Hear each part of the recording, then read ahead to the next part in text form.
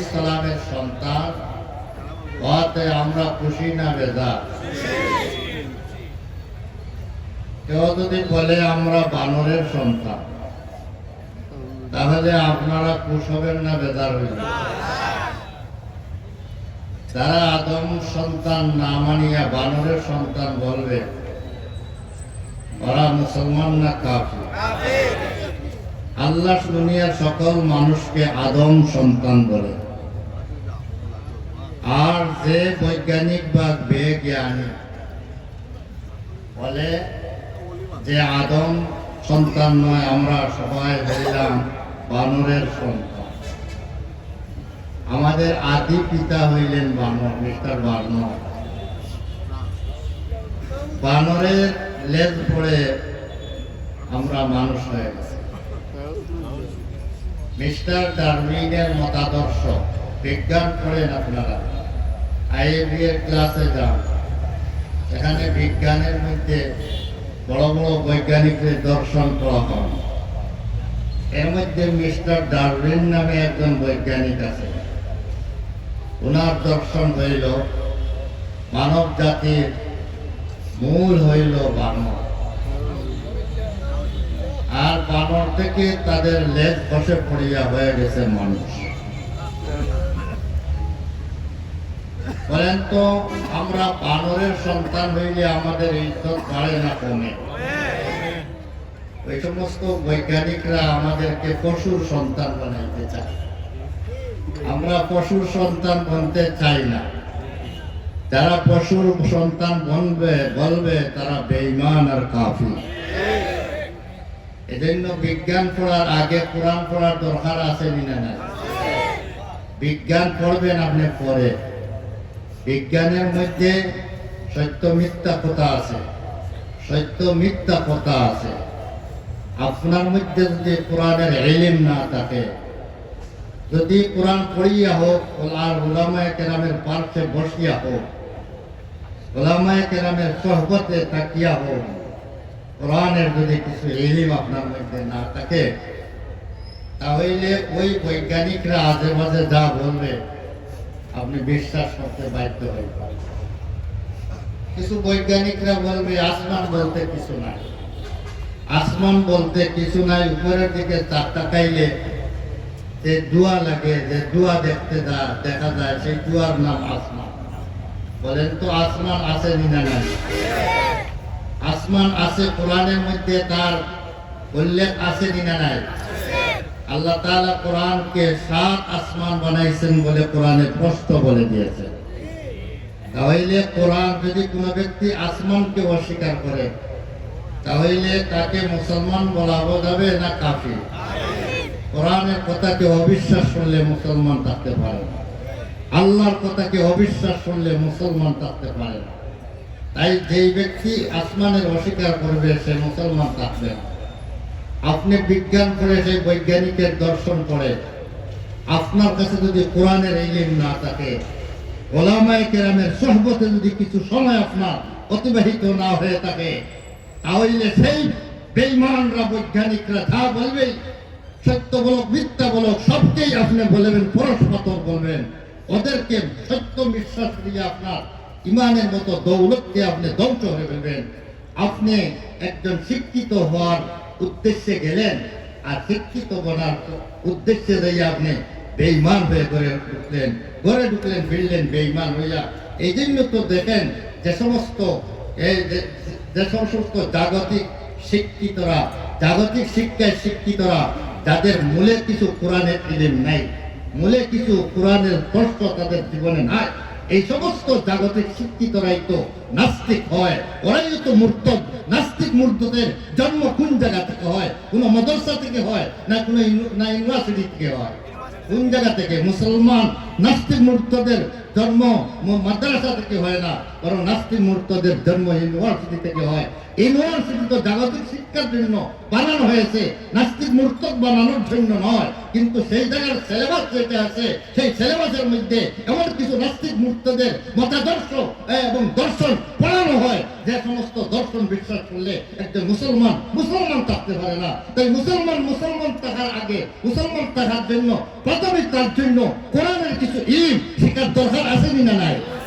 এই জন্য মুসলমানের বাচ্চা জন্ম নেওয়ার পরেই প্রথমেই তাকে প্রাথমিকভাবেই কোরআনের সুন্নতে, কোরআনের দর্শন, কোরআনের সবকে তাকে পৌঁছাইয়া দিতে হবে। প্রথম কোরআন শিখুক, এরপর উচ্চ শিক্ষিত হোক। বাপর এলাহাবাদী কি সুন্দর কথা বলেছেন, তুম শৌক সে কলেজ মে পড়ো পার্ক মে ফूलो, तुम शौक से कॉलेज में पढ़ो पार्क में फूलो, जैसे गुब्बारों में उड़ो तर्क पे झूलो, लेकिन एक सगुन बंदे अकबर से रहे यार, लेकिन एक सहूनत बंदे अकबर से रहे यार, अल्लाह रसूल अपनी हकीकत को ना भूलो, अल्लाह रसूल अपनी हकीकत को ना भूलो।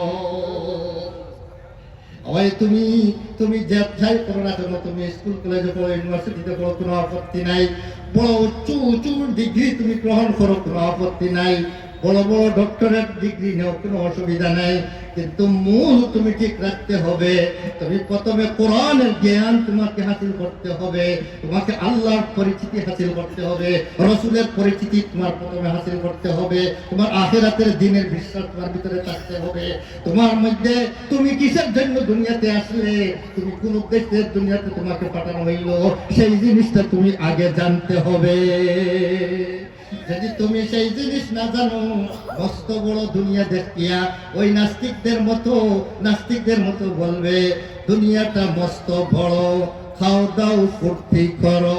দুনিয়া কিসের জন্য আসলো? দুনিয়াটা মস্ত বড়, খাও দাও ফুর্তি করো। এটা ফুর্তি করার জন্য, খাওয়ার জন্য আসছে। যখন তার কাছে কোরআনের ইলম থাকবে না, কিসের জন্য দুনিয়াতে আসলো এটা যখন তার জানা থাকবে না, মনে করবে যে এই সব কিছু তো খাওয়ার জন্য আসলাম, তাহলে যা সামনে পাই তাই খাইবো, যার সামনে পাই হালাল হারামের কোনো প্রশ্ন নাই, যার সামনে আসবে তাই হালাল, যা যেভাবে সব করি না কেন, যেভাবে উপার্জন করি না কেন, সব উপার্জনই আমার জন্য বৈধ এবং হালাল। এই জন্য প্রথমে কোরআনের ইলম থাকার দরকার আছে না নাই? মুসলমানের বাচ্চা মুসলমান যদি থাকতে হয়, উচ্চ শিক্ষিত হইতে কোনো আপত্তি নাই, কিন্তু প্রথমে তুমি ইসলাম চিনো, মুসলমানই তোমার চিনো, কিসের জন্য দুনিয়াতে তোমাকে পাঠানো হয়েছে তা প্রথমে জানো, এরপরে তুমি উচ্চ শিক্ষায় শিক্ষিত হও, কোনো আপত্তি নাই। বরং ইসলামের শান বাড়বে। একটা মুসলমান যদি উচ্চ শিক্ষায় শিক্ষিত হয়ে যদি বড় ডিগ্রি অর্জন করতে পারে, মুসলমানের শান বাড়বে, মুসলমানের শান বাড়বে। এই জন্য এটা কোনো আপত্তি নয়। বরং উচ্চ শিক্ষায় কিছু মানুষ শিক্ষিত বানানোর প্রয়োজন আছে, দুনিয়া চলার জন্য কিছু উচ্চ শিক্ষায় শিক্ষিত হওয়া এটাও প্রয়োজন আছে, কিন্তু মূল ছাড়িয়া না মূল ধরিয়া, মূল ধরিয়া। এই জন্য করে আল্লাহ কি সুন্দর ফর্মুলা আমাদেরকে দিয়েছেন, तुम शौक से कॉलेज में पढ़ो पार्क में फूलो, तुम शौक से कॉलेज में पढ़ो पार्क में फूलो, जैसा गुब्बारों में उड़ो चरके पे झूलो, लेकिन एक सहूनत बंदा अकबर से रहे यार, अल्लाह रसूल अपनी हकीकत को ना भूलो। ব্রাদারান ইসলাম, আমি আপনাদেরকে বলেছিলাম যে আল্লাহ বলছেন আমাদেরকে ইয়া বনি আদম, আল্লাহ আমাদেরকে ডাক দিয়ে বলতেছেন ও মানব সন্তান, ও মানব সন্তান। দুনিয়ার সমস্ত মানুষকে আল্লাহ মানব সন্তান বলে সম্বোধন করেছেন। এজন্য আল্লাহ পাক আমাদেরকে মানব সন্তান বলতেন, আমরা গর্বিত, এতে আমরা খুশি এবং আমরা গর্বিত। মানব সন্তানকে আল্লাহ সম্বোধন করে আমাদেরকে বলতেছেন কাদ আনজালনা আলাইকুম লিবাসান ওয়ারি সাওআতিকুম ওয়ারিশা, আমি আল্লাহ তোমাদের জন্য পোশাক অবতীর্ণ করেছি, আমি আল্লাহ তোমাদের জন্য পোশাক অবতীর্ণ করেছি। অর্থাৎ মুফাসসিরে কেরাম লেখেন অবতীর্ণ অর্থ হইল আতাইতু, আমি তোমাদেরকে আমি তোমাদেরকে পোশাক দান করেছি। পোশাক দিচ্ছেন কে? কিন্তু আমরা তো দেখি আল্লাহ কোন জায়গায় দিলেন, বন্দর হাসন মার্কেটে গেলে আমরা পোশাক করে ধরিয়ে আনি, হাসন মার্কেটে গিয়ে আমরা বড় বড় মার্কেটে যাইয়ে আমরা ঢুকি, আর ঢুকার পরে আমরা কাপড় করে ধরিয়ে আনি। ওই কাপড়গুলা বনে গিয়ে আপনার বিভিন্ন ফ্যাক্টরিতে বনে। আল্লাহ কোন জায়গায় দিলেন? এগুলা তো ফ্যাক্টরির মাল, আর ফ্যাক্টরিতে বনতে আছে, আর আমরা টাকা দিয়ে খরিদ করলাম। আল্লাহ বলেন পোশাক আমি দিলাম। বলেন তো পোশাক আল্লাহ দিলেন না ফ্যাক্টরি দিল? আল্লাহ দিলেন। এটা তো না বুঝিয়ে বললেন আল্লাহ দিলেন, কিন্তু এটা বুঝিয়া বলার দরকার আছে কিনা নাই? আনজালনা আলাইকুম লিবাসা, কিভাবে আল্লাহ পোশাক আমাদেরকে দিলেন? আল্লাহ কিভাবে দিলেন বলেন তো? ওই পোশাকগুলা তৈরি হইতে সময় আপনার সুতার প্রয়োজন আছে কিনা নাই? পোশাক তৈরি হইতে মূল পোশাকটা বলতে কি লাগে? সুতা লাগে। কোনটা উল দ্বারা সৃষ্টি হয়, উল দ্বারা বনে, উল বনে। যে পশুর শরীর থেকে উল নেওয়া হয়েছে, সেই পশুটা কে বানাইছে? আল্লাহ। তার গায়ের মধ্যে উল দিছেন কে? আল্লাহ দিছেন। এখন আমি আসি সুতা বনে কিসের দ্বারা? যে বাসগুলা পোশাকগুলা সুতার দ্বারা বনে, সেই অধিকাংশ পোশাক তো সুতার মাধ্যমে বনে। সেই সুতাগুলো আল্লাহ পাকে কিভাবে সৃষ্টি করলেন দেখেন তো। সুতা বোনার জন্য, সুতা বনতে হইলে তুলা থেকে সুতা বনে, তুলা থেকে সুতা বনে, সুতা বনে তুলা থেকে, তুলা বনে গাছ থেকে, তুলা বনে গাছ থেকে। গাছ বানাইলেন কে? গাছের ভিতরে কলা ধরাইলেন কে? ফলার ভিতরে সুতা, ফলার ভিতরে তুলা বললেন কে? এরপরে ওই সুতাটা মেশিনে নিয়ে ওই যে মেশিনটা নিয়ে মেশিনের মধ্যে নিয়ে ঢুকাইয়া ওইটা দিয়া সুতা বানাইলো। যে দেমাগ দিয়া ওই খরচ করিয়া মেশিনটা বানাইলো, সেই মেশিন বানানোর দেমাগটা দিল কে? যে দেমাগ দিয়া না ওই সুতাটারে, ওই তুলাটারে সুতা বানাইলো, সেই দেমাগটা দিল কে? এরপরে ওই সুতাটা আসার পরে এরপরে আপনার বিভিন্ন ফ্যাক্টরিতে ঢুকে, আর ঢুকার পরে ওইটার দ্বারা আপনার কাপড় বনে। বলেন তো ওই কাপড়গুলা মূল বস্তু যেগুলা, এগুলা কার দান? এইটাই সব কিছুই তো আল্লাহর দান। যদি আমার পয়সা দিয়া খরিদ করিয়া আনি, বলেন তো আমি যে পয়সাটা উপার্জন করলাম, ওই পয়সাটা উপার্জন করার ক্ষমতা দিছেন কে? আল্লাহ দিচ্ছেন। সব কিছুই তো আল্লাহর দেওয়া টাকা দিয়ে, আল্লাহর দেওয়া মাল আমরা, আল্লাহর দেওয়া কাপড় আমরা খরিদার করে আনলাম। তাহলে মূলত কাপড়টা দিলেন সে আল্লাহ। কাপড় দিলেন আল্লাহ। আনজালনা আলাইকুম লিবাসা, এ বনি আদম আমি তোমাদের জন্য পোশাক অবতীর্ণ করেছি। তাহলে পোশাক দিলেন কে? মানুষকে পোশাক দিচ্ছেন আল্লাহ। আদম আলাইহিস সালাম বেহেশতের মধ্যে ছিলেন, সেখানের মধ্যে বেহেশতি পোশাক পরছেন। আল্লাহ বিবি হাওয়া বেহেশতে ছিলেন, সেখানের মধ্যে বেহেশতি পোশাক পরছেন। জমিনে যখন আসলেন তখন আল্লাহ পাক তাদেরকে পোশাক বানানোর বিকল্প ব্যবস্থা কি করা যায়, সেই বিকল্প ব্যবস্থা আল্লাহ পাক তাদেরকে শিক্ষা দিলেন। তাহলে প্রথম মানুষ দ্বারা ওরা সভ্য মানুষ, প্রথম মানুষ হইলেন আদম আলাইহিস সালাম। উনি সবচেয়ে বড় শিক্ষিত, দুনিয়া সম্পর্কে সবচেয়ে বেশি অবগত। আল্লাহ বেহেশতের মধ্যে উনাকে দুনিয়া সম্পর্কে সবকিছু শিখাইয়া দিয়ে দিচ্ছেন। ওয়াল্লামা আদামাল আসমা কুল্লাহা সুম্মা আরাদাহুম আলাল মালাইকা ফাকালা আনবিউনি বিআসমাই হাউলাই ইন কুনতুম সাদিকিন। আদম আলাইহিস সালামকে দুনিয়ার যত কিছু প্রয়োজনীয় আসবাবপত্র আছে সব কিছুর নাম এবং সব কিছুর খাম আল্লাহ পাকের বেহেশতের মধ্যেই শিক্ষা দিয়া দিছে। তাই আল্লাহ তাআলা জমিনে আসার পরে ক্ষেত খামার করার দরকার আছে। ক্ষেত খামারের জন্য বীজ কোথায় পাবে? বীজ আল্লাহ বেহেশত থেকে দিয়া দিছে। হাল চাষের প্রয়োজন আছে, হাল চাষের জন্য গরু কোথায় পাবে? সেই সময় আল্লাহ পাকে বেহেশত থেকে গরুর ব্যবস্থা দিয়ে দিচ্ছেন। গরুর ব্যবস্থা, হাল চাষের ব্যবস্থা সবকিছু আল্লাহ পাকে বেহেশত থেকে আদম আলাইহিস সালামকে দিয়া জমিনকে আবাদ করার ব্যবস্থা দিয়ে দিচ্ছেন। বলেন তো প্রথম মানব যিনি ছিলেন উনি শিক্ষিত না অশিক্ষিত ছিলেন? উনি শিক্ষিত, দুনিয়া সম্পর্কে শিক্ষিত এবং আখিরাত সম্পর্কে শিক্ষিত। ওই ব্যক্তি আখিরাত কিভাবে আবাদ করতে হবে, আখিরাতকে কিভাবে আমাদের সাজাইতে হবে, এই জন্য আল্লাহ পাক ওনাকে সর্বপ্রথম নবী, দুনিয়ার মানুষের মধ্যে সর্বপ্রথম নবী বানিয়ে দুনিয়াতে পাঠাইলেন। তাহলে প্রথম মানুষ তিনি, আদি মানুষ তো আদম আলাইহিস সালাম। আদি মানুষরা ওরা শিক্ষিত না অশিক্ষিত, সভ্য না অসভ্য? সভ্য না অসভ্য? দুনিয়ার মানুষকে সভ্যতা শেখানোর জন্য আম্বিয়া আলাইহিস সালামকে আল্লাহ পাঠাইছেন। তাহলে কিছু কিছু ইতিহাসের মধ্যে আছে, আমরাও পড়েছি কিছু বই পুস্তকের মধ্যে, যখন স্কুলে ছোট রাখতে পড়েছি তখন বন মানুষের কথা পড়েছি, এবং আদি মানুষরা ছিল অশিক্ষিত ছিল, অসভ্য ছিল, এই ধরনের ইতিহাস আমরাও পড়েছি। এখনো আছে কিনা জানি না এই সমস্ত ইতিহাস, কিন্তু এই সমস্ত আমরা বলি এটা আসলে এটা কোনো দেমাগওয়ালা আকলওয়ালার ইতিহাস নয়, এটা গাজাকুরদের ইতিহাস। এটা গাজাকুররা লেখছে, যারা কিছু জানে না, কোরআন হাদিসের ইলম ছাড়া কোনো ইলম হইতে পারে না। কোরআন হাদিসের মধ্যে যে ইতিহাসগুলো হবে সেটাই সত্য ইতিহাস। এই কোরআন হাদিসের উল্টা যদি কোনো ইতিহাস এনে থাকে সেগুলা মিথ্যা বলবেন, সেগুলা মিথ্যা বলবেন। এই জন্য সর্বপ্রথম মানুষ হইলেন আদম আলাইহিস সালাম, আর আদম আলাইহিস সালাম সর্বপ্রথম মানুষ, তিনি সর্বপ্রথম সভ্য ব্যক্তি, ভদ্র ব্যক্তি, উনি জ্ঞানী ব্যক্তি, উনি জাহিল আর অশিক্ষিত নয়, বরং শিক্ষিত ব্যক্তি। এই জন্য যারা বলে প্রথম মানুষগুলা, আদি মানুষগুলা অশিক্ষিত ছিল, অসভ্য ছিল, এইগুলা সব মিথ্যা কথা। ওইগুলাই তো স্কুল কলেজে পড়া হয় আগের ইতিহাস, এগুলা সব মিথ্যা ইতিহাস। ইসলামকে জানতে হবে, ইসলাম জানলে সত্য মিথ্যাকে যাচাই করার ক্ষমতা হয়ে যাবে।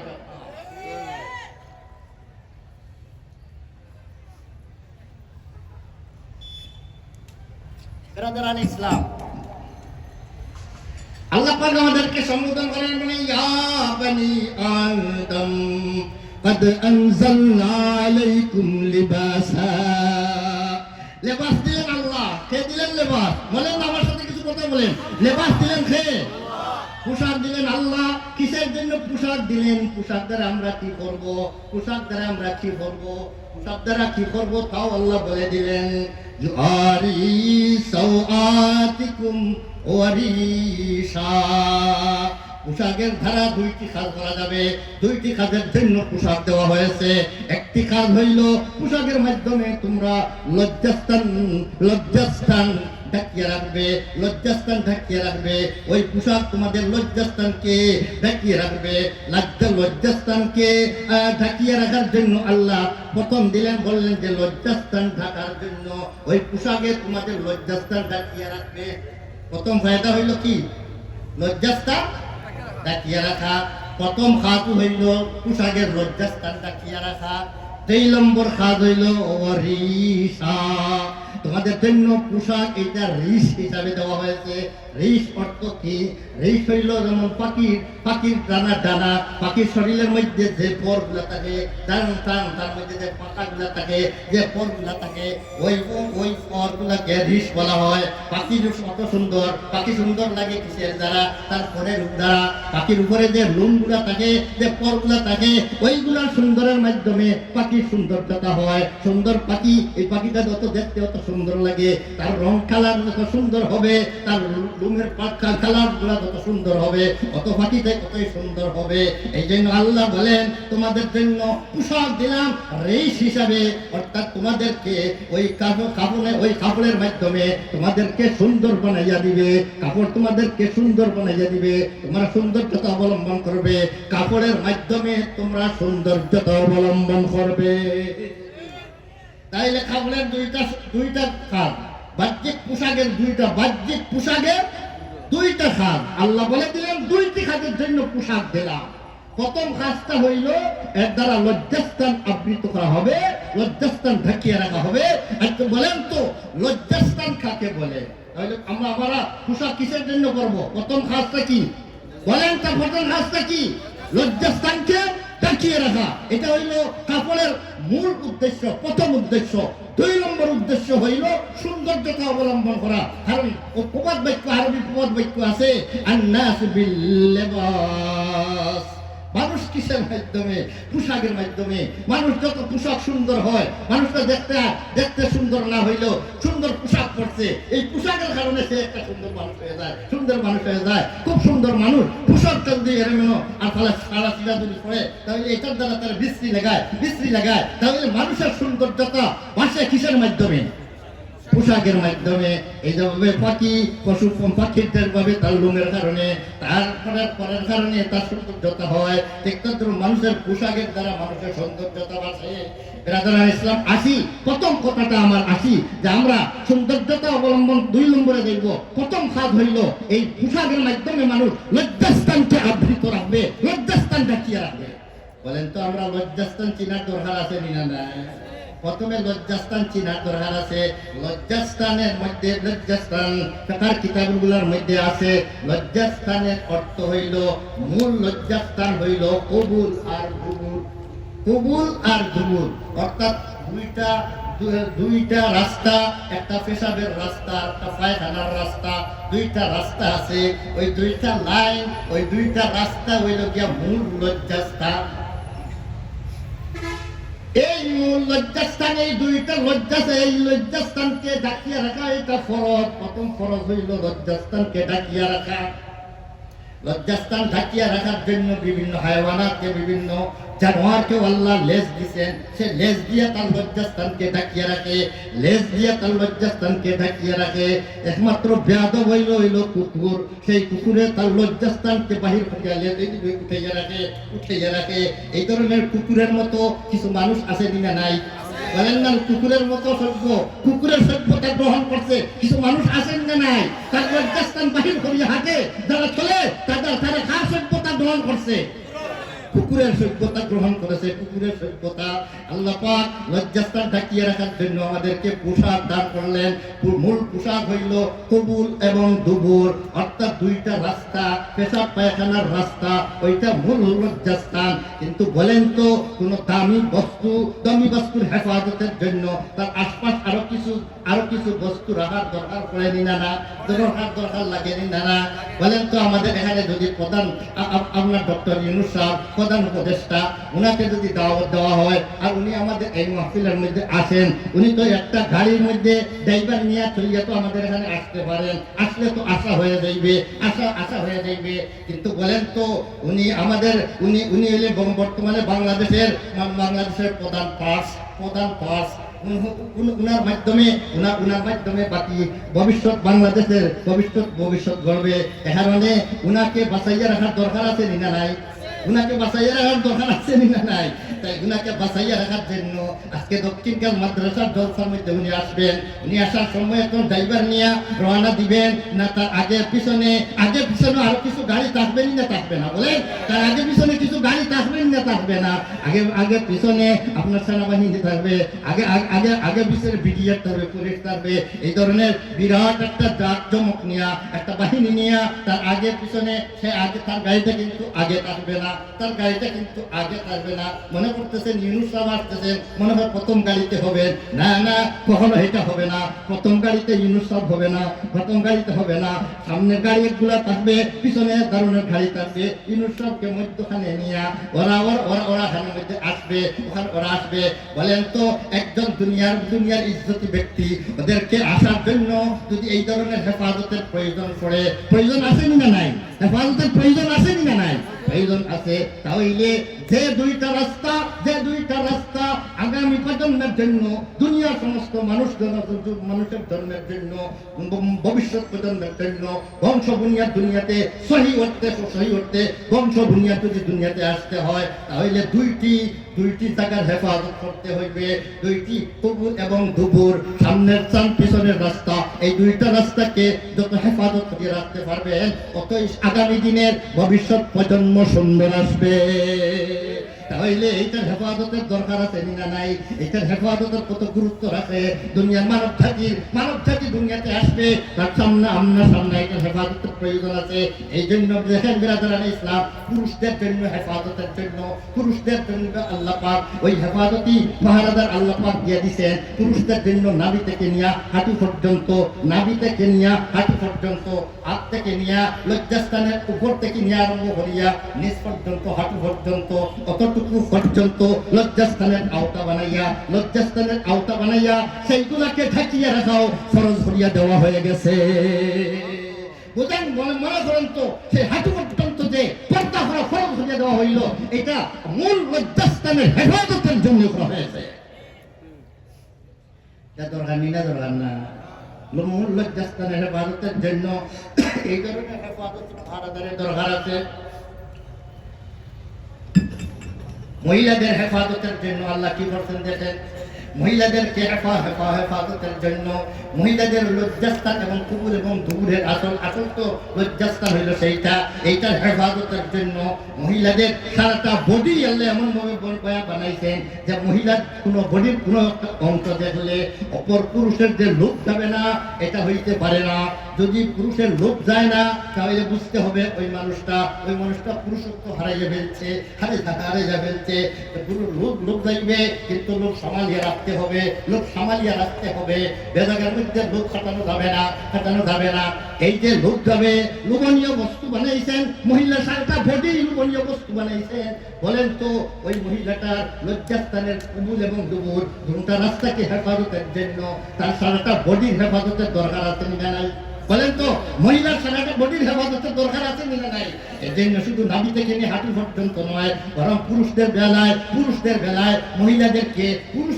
মহিলাদের জন্য পর্দা আরো কিছু বাড়াইয়া দিলেন। পুরুষদের বেলায় মহিলার সামনে নাভি থেকে নিয়ে হাঁটু পর্যন্ত ওইটা ঘুরিয়ে রাখতে হয়, কিন্তু বেগানা পুরুষের জন্য একজন মহিলা কতটুকু ঘুরিয়ে রাখতে হয়। একজন বেগানা পুরুষের সামনে একজন মহিলা মাথা থেকে নিয়ে পায়ের পাতা পর্যন্ত কোনো একটা অংশ যেন বাহির না হয় এমন পর্দা জরুরি করিয়া দেওয়া হয়ে গেছে। এটা কিসের জন্য? মহিলাদের কবুলার দৌড় সাওয়াতের হেফাজতের জন্য।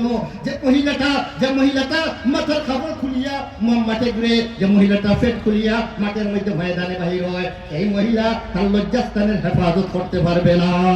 সেই মহিলাটা ইফতিজিংয়ের শিকার হবে, সেই মহিলাটা দর্শনের শিকার হবে। তাই এইগুলা থেকে হেফাজত করার জন্য আল্লাহ পাকের মহিলাদের ইজ্জত রক্ষা করার জন্য মহিলাদের ক্ষেত্রে তার মাথা থেকে নিয়ে পায়ের পাতা পর্যন্ত ঢাকিয়ে রাখার ব্যবস্থা দিয়ে দিয়েছেন। আল্লাহ কোরআনের মধ্যে কি সুন্দর বলেছেন, ওয়াকারনা ফি বুয়ুতিকুন্না ওয়ালা তাবাররাজনা তাবাররুজাল জাহিলিয়াতিল উলা।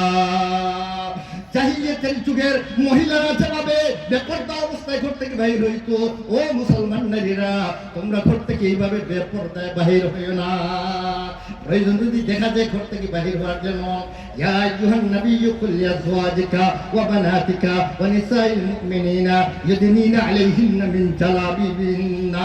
ওই নবী আপনার মেয়েদেরকে বলে দেন, আপনার স্ত্রীদেরকে বলে দেন, মুসলমান মহিলাদেরকে বলে দেন, তারা যদি ঘর থেকে বাহির হইতে হয় তাহলে মাথার উপরে যেমন এমন একটা বড় চাদর ডালে যে মাথার উপরে সেই চাদরের কারণে তার মাথা থেকে নিয়ে পায়ের পাতা পর্যন্ত ঢাকিয়ে দেয়।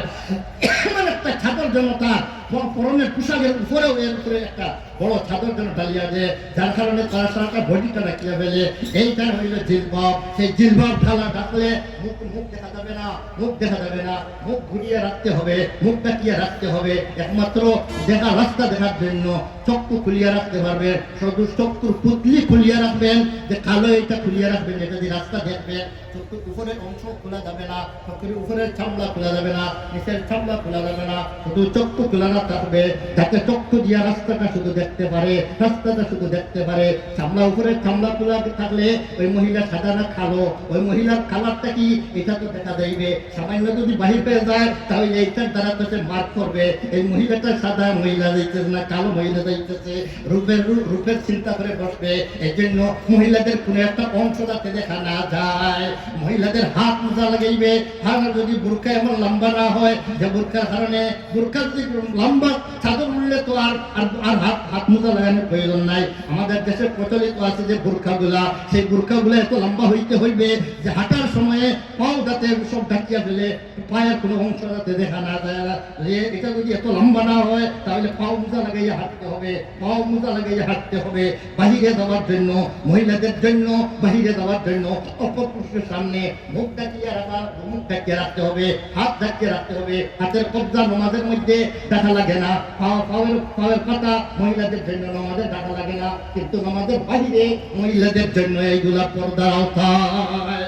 এই জন্য মহিলাদের হেফাজত, এই হাতের অংশ পায়ের অংশ যদি দেখা যায় তাহলে চামড়ার রং যখন দেখবে, এক সামান্য রং দেখলে বাকি অংশকে এটা নিজের বিচার করিয়া এটা বাহির করে ফেলবে, বাহির করবে দেখুন কি মুখে ধরার মহিলা যাইতেছে। এই মহিলা তুমি যখন ঘর থেকে বাহির হইবে তখন তোমার প্রথমটা সারাটা শরীরটা যেন ঢাকিয়া এমন ভাবে যাও যাতে কোনো পুরুষ তোমাকে তুমি খেয়ে যাইতেছো, তোমার বন্ধুকে এটা যাতে কোনো পাত্তা না পাইতে পারে। বলেন তো এই ধরনের একজন মহিলা যদি ঘর থেকে বাহির হয়, সেই মহিলা নিরাপত্তা থাকবে না থাকবে না, নিরাপত্তা থাকবে না থাকবে না। এই মহিলা ইফতিজিংয়ের শিকার হবে না, ইফতিজিংয়ের শিকার হবে না। কিন্তু আপনার কিছু অংশ বাহির করিয়া, হ্যাঁ অনেক মহিলা এখন মুখের পর্দা করে না, মুখের মধ্যে নেকাব দেয় না, মুখের নেকাব দেয় না, মুখের মধ্যে মুখ ঢাকিয়ে রাখে না, মুখ খুলিয়া রাখে। বলেন তো শরীরের মধ্যে সবচেয়ে দামি অংশ কোনটা? মানুষের চেহারা হইল মানুষের সবচেয়ে দামি। কই না আপনারা কন্যা দেখার যাওয়ার সময় কি দেখেন? দেখার অনুমতি আছে মুখ দেখা, মুখ দেখার মুখ দেখেই তো কন্যার সারা বডির মাপ আপনি আনেন, বডির হিসাব আনেন, কন্যার মুখ দেখিয়া। তাহলে এমন অংশ আপনি বাহির করিয়া রাখলেন যে অংশ দিয়ে আপনার সারা বডির হিসাব করা যায়। এই জন্য মহিলাদের জন্য মুখ খুলিয়া রাস্তাঘাটে চলা বিলকুল হারাম। মহিলাদের জন্য রাস্তাঘাটে মুখ খুলিয়া দেওয়া চলার কোনো অনুমতি নাই, অনুমতি নাই। বেরাদারান ইসলাম, ওই মহিলাদের জন্য পর্দার এরিয়াটা, আওরতের এরিয়াটা বড়, সারাটা আওরত, সারা মহিলাটাই আওরত। আলমারাতু আওরাতুল মাসতুরাতুন, আলমারাতু আওরাতুল মাসতুরাতুন, সারাটা মহিলাই আওরত, সারাটা মহিলার বডিতেই সারা আওরত, সমস্ত লুকাইয়া রাখার বস্তু। এটা লুকাইয়া রাখার বস্তু, দেখানোর কোনো ব্যবস্থা না। বলেন তো পুরুষদের জন্য পোশাক আল্লাহ দিচ্ছেন না দিচ্ছেন না? কমসে কম কতটুকু নাভি থেকে নিয়ে হাঁটু পর্যন্ত এই অংশটুকু ঢাকিয়ে রাখা ফরজ। আরো কিছু সুন্নত আছে, সুন্নত লেবাস, যেটা সুন্নত লেবাসের মাধ্যমে মানুষের সৌন্দর্যতা আসে, সৌন্দর্যতা আছে সুন্দর লেবাসের মাধ্যমে। হাঁটু থেকে নিয়ে এর নিস্তর পর্যন্ত, ওটার নাম নিঃশ্বে সাপ বলে। নিঃশ্বে সাপ ওই যে আপনার পায়ের নলার অর্ধেক পর্যন্ত, হাঁটুর নিচ থেকে নিয়ে নলার অর্ধেক পর্যন্ত ঢাকিয়ে রাখা সুন্নত। এর নিচে যা পানিয়াকির উপর পর্যন্ত, অর্থাৎ পায়ের গোড়ালির উপর পর্যন্ত এই যে অংশ হয়ে গেল, অর্ধেক হাত হয়ে গেল, এই অংশটুকু ঢাকিয়ে রাখাও জায়েজ আছে, খুলিয়া রাখাও জায়েজ আছে। এর মধ্যে কোনো জায়েজ আছে খুলে এটা মুবাহ, এটার মধ্যে ঢাকিয়ে রাখা মুবাহ, না রাখাও মুবাহ। না রাখাও ঢাকিয়া না রাখার অনুমতি আছে, ঢাকিয়া রাখার অনুমতি আছে। কিন্তু ওই হাঁটুর নিচে নলার মধ্যখান পর্যন্ত ঢাকিয়া আপনার কুর্তার দ্বারা, লঙ্গির দ্বারা, কাপড়ের দ্বারা আপনি এতটুকু ঢাকিয়া রাখা সুন্নতে মুআক্কাদা, সুন্নতে মুআক্কাদা। এখন আসি আমরা এর উপরে না, আপনার নাভির উপরে যে অংশটা রয়ে গেল, এই অংশটার লেবাসটা কতটুকু? নাভি থেকে নিয়ে গলা পর্যন্ত এই অংশটুকুর লেবাস আর পোশাক আছে না নাই? নবী করিম সাল্লাল্লাহু আলাইহি সাল্লাম কোনদিন মানুষের সামনে আপনার শরীর থেকে চাদর সরাইয়া, কুর্তা সরাইয়া, শরীরকে খোলা শরীরে কোনদিন সাহাবায়ে কেরামের সামনে বসেন নাই। তাহলে বোঝা গেল নাভির উপর থেকে নিয়ে ওই যে গলা পর্যন্ত এই অংশ ঢাকিয়ে রাখা সুন্নত না সুন্নত না? এই অংশটাও ঢাকিয়ে রাখা সুন্নত। তাহলে কুর্তাতে এমন হবে যে কুর্তায় আপনার গলা থেকে নিয়ে পায়ের নিচে সাপ পর্যন্ত ঢাকিয়ে রাখবে, এই ধরনের কুর্তা পরাটাও সুন্নত। আর এরপরে যদি পায়ের গলার উপর পর্যন্ত যদি আপনার খানিয়াই পর্যন্ত যদি আপনি যদি এর উপর পর্যন্ত যদি করেন, সেগুলো যাই আছে। রইল এখন মাথার ব্যাপার, মাথার শরীরের মধ্যে, মাথার অংশের মধ্যে কোনো পোশাক আল্লাহ দিলেন না? বলেন তো শরীরের মধ্যে মাথা এটা দামি না বেদামি? বলেন না আমাদের মাথাগুলো দামি না বেদামি? শরীর ছাড়াটা বডির মধ্যে যত দাম আছে এর চেয়ে বেশি দাম কোন জায়গায়? মাথার মধ্যে এর চেয়ে বেশি দাম। মাথার 100 তার মাত্র নষ্ট হয়েছে, মাত্র 100 তার নষ্ট হয়েছে। রাস্তায় ঘুরে আর তালাশ করে সিগারেটের টুকরা খায়।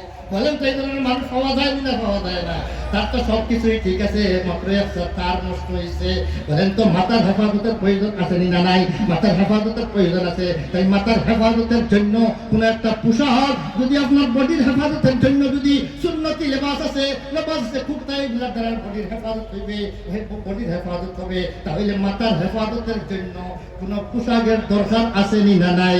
পায়ের হেফাজতের জন্য পোশাক আছে। নবী করিম সাল্লাল্লাহু আলাইহি ওয়াসাল্লাম কোনদিন খালি পায়ে, মাঝে মধ্যে জায়েজ আছে বলিয়া এটা দেখানোর জন্য খালি পায়ে হাঁটতেন, অথবা অধিকাংশ সময় নবী করিম সাল্লাল্লাহু আলাইহি ওয়াসাল্লাম পায়ের মধ্যে আপনার স্যান্ডেল থাকতো, স্যান্ডেল পরিয়াই নবী করিম সাল্লাল্লাহু হাঁটিতেন, অথবা সামলার বোঝা পরিয়া নবী করিম সাল্লাল্লাহু হাঁটতেন। বলেন তো খায়ের হেফাজতের জন্য একটা পোশাক আছে, তাহলে মাথার হেফাজতের জন্য পোশাক তাহার দরকার আছে না নাই? তাহলে মাথার হেফাজতের পোশাকটার নাম কি? টুপি। মাথার হেফাজতের পোশাকটার নাম কি? টুপি।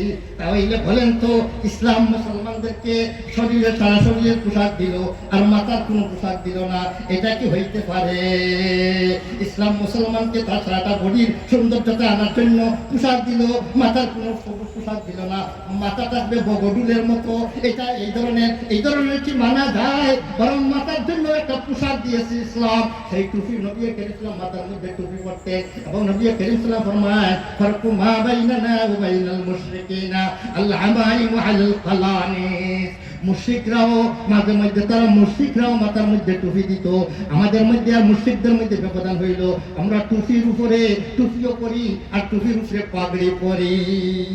নবী করিম সাল্লাল্লাহু টুপির উপরে পাগড়ি পরে নামাজ পড়তেন, টুপির উপরে পাগড়ি পরে নামাজ পড়তেন, টুপির উপরে পাগড়ি পরে রাস্তাঘাটে যাইতেন, কোনো জায়গায় যাইতে হইলে পাগড়ি পরে যাইতেন। বলেন তো এই পাগড়ি পরলে সুন্দর লাগে না অসুন্দর? সুন্দর লাগে না অসুন্দর? আল্লাহ বলেন তোমাদেরকে পোশাক দিয়েছি তোমাদের সৌন্দর্যতা অবলম্বন করার জন্য। তাহলে এই আমি যেগুলো আলোচনা করলাম এই পোশাকের দ্বারা মুসলমানের সম্মান ইজ্জত বাড়েন না বাড়ে না? বাড়ে না? সৌন্দর্যতা বাড়েন না বাড়ে না? এই জন্য মুসলমান আমার ভাই মুসলমান এই অংশটুকু এই পোশাকগুলারে আমরা গ্রহণ করবো। সুন্নতি লেবাস হিসাবে আমরা মাথা খুলিয়া নামাজ পড়বো না, মাথা খুলিয়া নামাজ পড়বো না, মাথার মধ্যে টুপি দিয়া নামাজ পড়বো। কোন দিন সেই সলফি আহলে হাদিস লামজবি সেই সমস্ত দুঃখাবাজদের কথা শুনবেন না।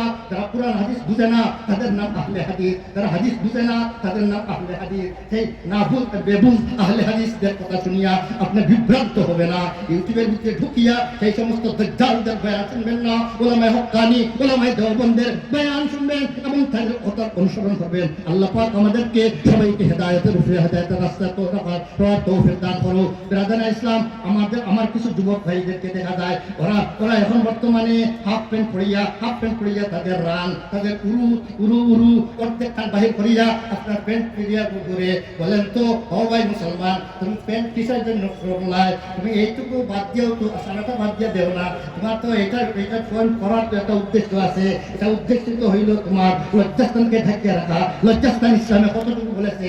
হাঁটু পর্যন্ত লজ্জাস্থান। তাইলে তোমার অর্ধেক কিছু ঢাকিয়ে রাখলে তো তোমার সেই কাজ হইল না। এ কারণে আসল তো উদ্দেশ্য হইল ওই ইউরোপ আমেরিকার বেঈমানদের আদর্শ তুমি গ্রহণ করছো। ইউরোপের আদর্শের বেঈমানদের আদর্শ হইল তাদের কোনো একটা এরিয়া আছে এখানে মধ্যে কাপড় কিনতে যাইতে পারবে না, উলঙ্গই যাইতে হবে। এখানে যে ঢুকবে উলঙ্গই ঢুকতে হবে, পুরুষ হোক মেয়ে হোক সবাই উলঙ্গ ঢুকতে হবে।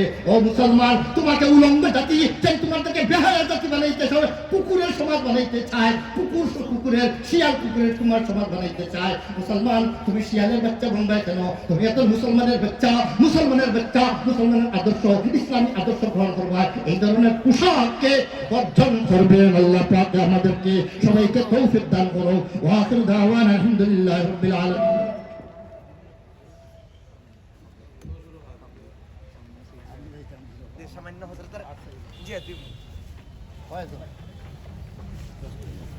মুহতারাম হাজিরিন, আমাদের বিগত বছরের 14 জন মাওলানা আপনাদের দক্ষিণ গাছ মাদ্রাসা থেকে দাওরায়ে হাদিস পাশ করে বিভিন্ন মাদ্রাসা মসজিদের মধ্যে খেদমতে আছেন।